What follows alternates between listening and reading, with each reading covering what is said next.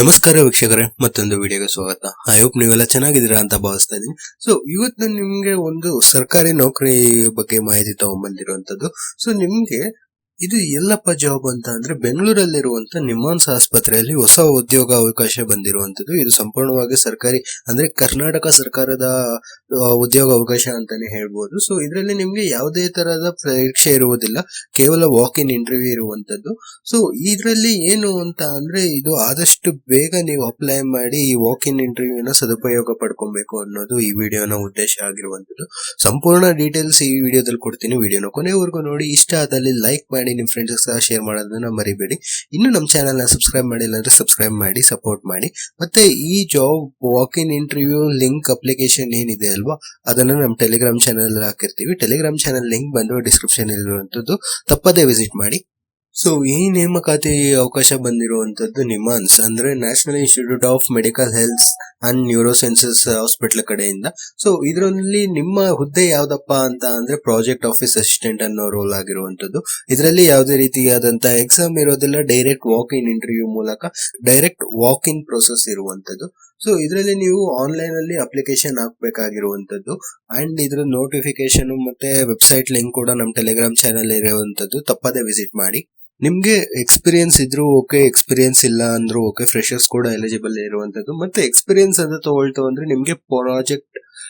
ನಿಮ್ಗೆ project coordination ಅಥವಾ office management ಅಲ್ಲಿ ಎಕ್ಸ್ಪೀರಿಯನ್ಸ್ ಅನ್ನೋದನ್ನ ಅವ್ರು ಕೇಳ್ತಾ ಇರುವಂತದ್ದು. ಸೊ ಇದೊಂದು ವಾಕಿಂಗ್ ಇಂಟರ್ವ್ಯೂ ಆಗಿರೋದ್ರಿಂದ ನಿಮ್ಗೆ ಯಾವತ್ತು ಇದು ಇಂಟರ್ವ್ಯೂ ತಗೊಳ್ಳೋದು ಅಂತಂದ್ರೆ 26 ಜುಲೈ, ಈ ತಿಂಗಳ 26 ಜುಲೈಯಲ್ಲಿ ನಿಮ್ಗೆ ವಾಕ್ ಇನ್ ಇಂಟರ್ವ್ಯೂ ಕರೆ ಕರ್ತಿರುವಂತದ್ದು. ಸೊ ನೀವು ಸಮಯ ಅಂತ ನೋಡೋದಾಯ್ತು ಅಂದ್ರೆ ಬೆಳಗ್ಗೆ 10 ಗಂಟೆಗೆ ಇಂಟರ್ವ್ಯೂ ಪ್ರೊಸೆಸ್ ಸ್ಟಾರ್ಟ್ ಆಗುವಂತದ್ದು. ಎಲ್ಲಿರೋದು ಅಂದ್ರೆ ನಿಮ್ಹಾನ್ಸ್ ಆಸ್ಪತ್ರೆ, ಹೊಸೂರು ರೋಡ್ ಅಲ್ಲಿ ಇರುವಂತದ್ದು, ನಮ್ಮ ಬೆಂಗಳೂರಲ್ಲೇ ಇರುವಂತದ್ದು. ನೀವು ಅಪ್ಲಿಕೇಶನ್ ಅಪ್ಲೈ ಮಾಡಿದಾದ್ಮೇಲೆ ಹಾಸ್ಪಿಟ್ಲಿಗೆ ಹೋಗಿ ವಾಕ್ ಇನ್ ಇಂಟರ್ವ್ಯೂ ಕೊಡುವಂತದ್ದು. ನೀವೇನೇನ್ ತಗೊಂಡ್ ಹೋಗ್ಬೇಕಪ್ಪ ಡಾಕ್ಯುಮೆಂಟ್ಸ್ ಅಂತ ಅಂದ್ರೆ ಇಂಟರ್ವ್ಯೂ ಸಮಯದಲ್ಲಿ ನೀವು ನಿಮ್ದು ರೆಸ್ಯೂಮ್ ಅಥವಾ ಬಯೋಡೇಟಾ ಅನ್ನೋದನ್ನ ಇಟ್ಕೊಬೇಕು. ಒರಿಜಿನಲ್ ಸರ್ಟಿಫಿಕೇಟ್ಸ್ ಅಂದ್ರೆ ನಿಮ್ದು 10th 12th ಡಿಗ್ರಿದು ಎಲ್ಲ ಸರ್ಟಿಫಿಕೇಟ್ಸ್ ಇಟ್ಕೊಬೇಕು. ಅದ್ರ ಜೊತೆ ಜೆರಾಕ್ಸ್ ಕಾಪೀಸ್ ಕೂಡ ಇಟ್ಕೊಂಡಿರಿ.